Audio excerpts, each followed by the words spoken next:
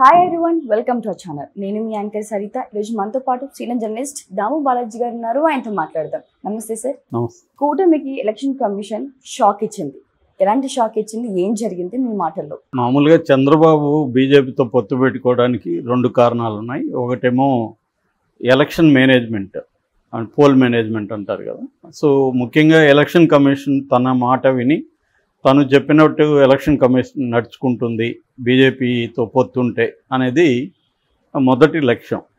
అంటే జగన్ని ఈ పోల్ మేనేజ్మెంట్లో ఢీ కొట్టాలంటే, ఎందుకంటే మొత్తం యంత్రాంగం అంతా జగన్కి అనుకూలంగా ఉంటుంది కాబట్టి ఎలక్షన్ కమిషన్ కానీ తన మాట వినేటైతే అప్పుడు జగన్ని ఈజీగా ఢీ కొనవచ్చు అన్నది చంద్రబాబుకు ఉండే ఒక ప్రాక్టికల్ ఆలోచన. సో అదొక కారణం పొత్తు పెట్టుకోండి. రెండో కారణం, రేపు బీజేపీ మళ్ళీ అధికారంలోకి వస్తుంది సెంట్రల్లో. సో తనకు అధికారం ఉన్నా లేకపోయినా రేపు పొద్దున చంద్రబాబుని జైల్లో పెట్టే అవకాశం ఉంది. ఎందుకంటే చంద్రబాబు మోడీకి యాంటీగా గతంలో చాలాసార్లు మాట్లాడాడు. సో అందుకని ఆల్రెడీ కేసులు ఉన్నాయి కాబట్టి దాని నుంచి తప్పించుకోవాలంటే కూడా ఎన్డీఏలో చేరాలి. ఈ రెండు లక్ష్యాలతో చంద్రబాబు బీజేపీతో పొత్తు పెట్టుకున్నాడు. అదర్వైజ్ బీజేపీ అవసరమేం లేదు. ఎందుకంటే ఓట్ల షేర్ తీసుకున్నప్పుడు బీజేపీకి 0.8% మాత్రమే ఉంది. అంటే 1% కూడా లేదు. 100 కంటే తక్కువే ఓట్లు వచ్చాయి 2019లో. సో ఇప్పుడు ఇంకా తగ్గిపోయి కానీ పెరిగిన పరిస్థితి లేదు. ఎందుకంటే ఆంధ్రప్రదేశ్లో ఒక ప్రత్యేక పరిస్థితి ఏంటంటే, నేషనల్ పార్టీకి ఆ రెండు పార్టీలకు కూడా అక్కడ ఉనికి లేకుండా పోయిందనమాట.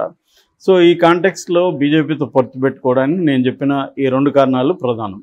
అయితే ఇప్పుడు మనం మొదట అనుకున్న కారణం ఏదైతే ఉందో, ఎలక్షన్ కమిషన్ కూటమికి అనుకూలంగా ఉండట్లేదు అన్న విమర్శ కూటమి నుంచే వస్తుంది. కూటమి నాయకుల నుంచి, ముఖ్యంగా తెలుగుదేశం మీడియా పెద్ద ఎత్తున వాపోతుంది. దీనికి రీసెంట్గా ఒక పరిణామం జరిగింది. ఆ పరిణామం ఏంటంటే, TTD EO executive officer Dharmareddy, ఆయన యాక్చువల్గా అయితే May 14కి ఆయన టర్మ్ అయిపోతుంది.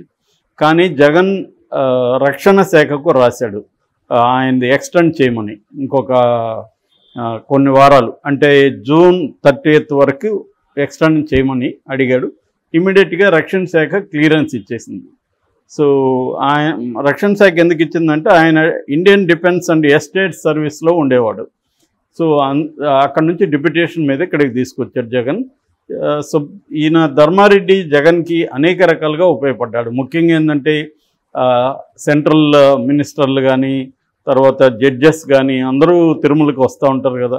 సో వాళ్ళతో ఈయన మాట్లాడడం, జగన్ తరపున వాళ్ళని డీల్ చేసుకోవడం, తనకు అనుకూలంగా మార్చుకోవడానికి ట్రై చేయడం, ఇలాంటివి అనేక కార్యక్రమాలు ఆయన చేశాడని తెలుగుదేశం మీడియా కానీ తెలుగుదేశం నాయకులు కానీ విమర్శిస్తున్నారు. అందుకని పురంధేశ్వరి కూడా ఒక 23 మంది ఆఫీసర్లను మార్చమని ఎలక్షన్ కమిషన్కి పిటిషన్ పెట్టింది. అందులో ధర్మారెడ్డి కూడా ఉన్నాడు.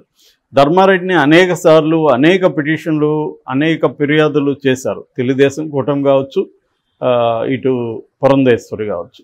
అయినా కూడా వీళ్ళ మాటికి వాల్యూ ఇవ్వకుండా జగన్ మాటికే వాల్యూ ఇచ్చి అతన్ని మళ్ళీ కంటిన్యూ చేయడం అంటే ఎలక్షన్ టైంలో అది చాలా కీలకం అన్నమాట. సో చాలా ఇంపార్టెంట్. ఎందుకంటే ఎలక్షన్ కమిషన్, సెంట్రల్ ఎలక్షన్ కమిషన్లో కూడా ఆయనకి పరపతి ఉందని చెప్తారు. ఎందుకంటే ఆయన సెంట్రల్ సర్వీసెస్లో పనిచేశాడు కాబట్టి ఆయనకి పరిచయాలు ఉన్నాయి. సో అందువల్ల జగన్ ఆయన ఉంచడం అవసరం.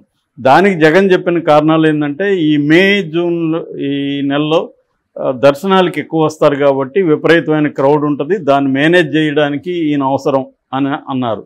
అది సిల్లీగా ఉంది. ఎందుకంటే ఏ ఈఓ ఉన్నా ఆయన పోయి ఏమో అక్కడ నిలబడి చేయడు కదా. ఎవరైనా అక్కడ ఆర్గనైజ్ చేయగలరు. ఆల్రెడీ బోర్డు ఉంది. సో కానీ రక్షణ శాఖ ఆయన మాటే వినింది అనేది ప్రధానంగా ఇప్పుడు ఉన్నది.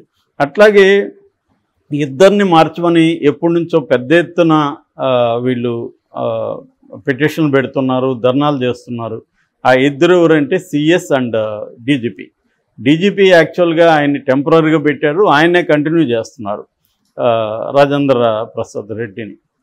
ఇటు సిఎస్ జవహర్ రెడ్డి అయితే ఇప్పటికి కూడా జగన్ ప్రభుత్వం ఉన్నప్పుడు ఎలా బిహేవ్ చేస్తున్నాడో అలాగే చేస్తున్నాడు అనేది పెద్ద ఎత్తున ఆరోపణలు. అయినా కూడా ఆయన్ని మార్చలేదు, డీజీపీని మార్చలేదు. ఇంకేదో ఒక 5 మంది ఎస్పీలని, 5 మంది కలెక్టర్లని, ఒక ఉద్యోగ సంఘం నాయకుడిని, ఇలాంటి వాళ్ళని మార్చారు తప్ప కింది స్థాయిలో ఎంత మార్చినా కూడా పై స్థాయి నిర్ణయాలు తీసుకునేది ఇప్పుడు గవర్నమెంట్ నడిపేది సిఎస్, డీజీపీ. సో వీళ్ళిద్దరిని మార్చకుండా కింది స్థాయిలో మారేస్తే ఏం లాభం? మళ్ళీ కొత్తగా వచ్చిన వాళ్ళు కూడా వీళ్ళ కంట్రోల్లోనే ఉండాల్సి వస్తుంది కదా. సో వీళ్ళని మార్చకుండా వీళ్ళని ఎందుకు మిగతా వాళ్ళని మార్చి లాభం ఏంటి అనేది ఇప్పుడు కూటమిలో ఉండేది. సో కూటమిలో మనం ఎందుకు కలిసినట్టు బీజేపీ ఈ కనీసం ఇవి కూడా చేయకుండా అనేది పెద్ద ప్రశ్నగా ఉంది. ఇప్పుడు బాగా అసంతృప్తి బాగా పెరిగిపోయింది కూటమిలో బీజేపీ పట్ల. ఎందుకంటే బీజేపీతో ఆల్రెడీ ఒక కొత్త తలనొప్పి స్టార్ట్ అయింది వాళ్ళకి. ఎందుకంటే మోడీ ముస్లింలకు వ్యతిరేకంగా తీవ్రంగా మాట్లాడడం మొదలుపెట్టాడు దేశవ్యాప్తంగా. ముఖ్యంగా ఆంధ్రప్రదేశ్లో రాజశేఖర రెడ్డి పీరియడ్లో ముస్లింలకి రిజర్వేషన్లు ఇచ్చారనే విషయాన్ని మోడీ నార్త్ స్టేట్స్లో విపరీతంగా తీసుకెళ్తున్నాడు. ఎక్కడికి వెళ్ళినా ఆయన ఆంధ్రప్రదేశ్నే మెన్షన్ చేస్తున్నాడు. సో అటువంటిప్పుడు ఇప్పుడు చంద్రబాబు కానీ పవన్ కళ్యాణ్ కానీ ముస్లిం రిజర్వేషన్లకు సంబంధించి మోడీ అభిప్రాయాన్ని ఖండిస్తున్నారా, ఏకీభవిస్తున్నారా అనే విషయాన్ని వీళ్ళు చెప్పాల్సిన పరిస్థితి ఏర్పడింది. కానీ వీళ్ళు అది చెప్పట్లేదు. చెప్పకపోతే అర్థమేంటి? మౌనం అంగీకారంలాగా. చెప్పలేదంటే వీళ్ళు ఖండించట్లేదు. రేపొద్దున కూటమి అధికారంలోకి వస్తే మన మీద చాలా సివియర్గా ఉంటుంది, మన రిజర్వేషన్లు కానీ ఏమి ఉండవు అన్న ఒక భయం ముస్లింల్లో ఉంది. ఇదేంటంటే అటు ఇటు ఊగిసలాడే ముస్లింలు చాలామంది ఉంటారు. అంటే జగన్ కోటేయాలా, చంద్రబాబు కోటేయాలని. అలాంటి వాళ్ళంతా కూడా ఇప్పుడు జగనే బెటరు, ఎందుకంటే కనీసం వాళ్ళ నాన్న ఆశయాలను కనీసం కొన్ని కంటిన్యూ చేస్తాడు. వీళ్ళు మరీ కుమ్మక్క అయిపోయారు, కూటమిలోకి వెళ్ళిపోయారు. లేకపోతే అసలు బీజేపీ ఉనికే లేదు, బీజేపీని బతికిస్తూ ఉండేది ఇప్పుడు ఈ కూటమిని అన్న ఒక అభిప్రాయం ముస్లింల్లో ఉంది. చంద్రబాబు చాలాసార్లు చెప్తున్నాడు, మీరు మేము బీజేపీతో కలిసినంత మాత్రాన ముస్లింలకి యాంటీ అనుకోకండి, నా పీరియడ్లోనే మీకు చాలా మేలు చేశాను, జగన్ పీరియడ్లో చాలా అరాచకాలు ముస్లింల మీద జరిగాయి, ఇవన్నీ చెప్తున్నాడు. కానీ వాళ్ళు ఏంటంటే నేషనల్ లెవెల్లో ఇప్పుడు ముస్లింలందరూ ఒక భయాందోళనలకు లోనవుతున్నారు.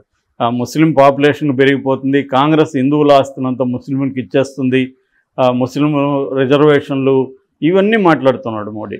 సో ఇది ఖచ్చితంగా ఆంధ్రప్రదేశ్లో ఉన్న ముస్లింల మీద కూడా పడుతుంది. సో దాన్ని వీళ్ళు ఖండించలేని పరిస్థితి, మోడీని ఖండించలేరు, సమర్థించలేరు. అటువంటి ఒక పరిస్థితి. ఈ పరిస్థితి ఒకవైపు ఉంటే, రెండో వైపు ఏమో ఈసీ ప్రవర్తన. ఈసీ వీళ్ళు చెప్పింది ఏది కూడా చేయట్లేదు.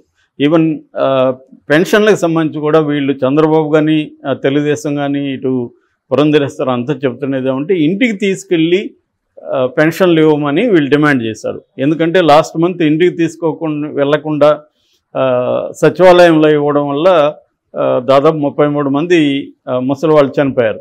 అయినా కూడా ఈసారి కూడా అది చేయట్లేదు ఎలక్షన్ కమిషన్. ఎలక్షన్ కమిషన్ కాదు ఆ పని చేయాలి. యాక్చువల్గా ఎలక్షన్ కమిషన్ చెప్తే సిఎస్ అయినా ఇంకొకరు ఎవరైనా వినాల్సిందే. ఎందుకంటే గవర్నమెంట్ అంతా కూడా ఇప్పుడు ఎలక్షన్ కమిషన్ కింద పనిచేస్తుంది. కానీ ఎలక్షన్ కమిషన్ దాన్ని గట్టిగా చెప్పట్లేదు. సో మీరు డీబీటీ ద్వారా ఇవ్వండి, లేదా ఇట్లా ఇవ్వండి, ఇంటికి వెళ్ళి ఇవ్వండి, కుదరకపోతే డీబీటీ ఆప్షన్ ఇచ్చారు. ఆప్షన్ ఇవ్వగానే సిఎస్ ఆప్షన్ని డీబీటీ ఎంచుకున్నారు. ఇప్పుడు డీబీటీ అంటే అది ఇంకా ఇబ్బంది అనమాట, బ్యాంకులకి వెళ్ళి తీసుకోవాలి వీళ్ళు. సో ఇటువంటి ప్రాబ్లమ్స్ని కూటమికి ఈసీ క్రియేట్ చేస్తుంది. అంటే ఓవరాల్గా చూస్తున్నప్పుడు ఈసీ జగన్ వైపే బిహేవ్ చేస్తున్నట్టు ఉంది. అంటే అర్థమేంటి? సెంట్రల్ లెవెల్లో బీజేపీ ఇప్పటికి కూడా జగన్ మాటకే విలువ ఇస్తుంది, కానీ కూటమి నాయకుల మాటకి విలువ ఇవ్వట్లేదు అనేది ఇక్కడ క్లియర్గా అర్థమవుతుంది మనకి. ఆల్రెడీ రఘురామకృష్ణరాజు ఇదే ఆరోపించాడు, నాకు నర్సాపూర్లో సీట్ ఇవ్వకపోవడానికి జగన్ బీజేపీ నాయకులను ఇన్ఫ్లుయెన్స్ చేసి ఆపిచ్చాడని చెప్పాడు. అప్పుడే మనం మాట్లాడుకున్నాం కూడా వీడియోలో. అంటే జగన్ మాట వింటుంది కానీ కూటమి చంద్రబాబు మాట కానీ కూటమిలో పవన్ కళ్యాణ్ మాట కానీ బీజేపీ కేంద్ర నాయకత్వం వినట్లేదు అనేది అర్థమవుతుంది. దానికి లేటెస్ట్ తార్కాణం ఈ ధర్మారెడ్డి ట్రాన్స్ఫర్ చేయకుండా ఆయన రిటైర్డ్ అయ్యే వరకు ఇక్కడే ఉంచుతున్నారు. సో అది ఖచ్చితంగా జగన్కి పెద్ద ప్లస్ అని చెప్పాలి, కూటమికి పెద్ద మైనస్ అని కూడా చెప్పాలి. Thank you sir, thank you so much.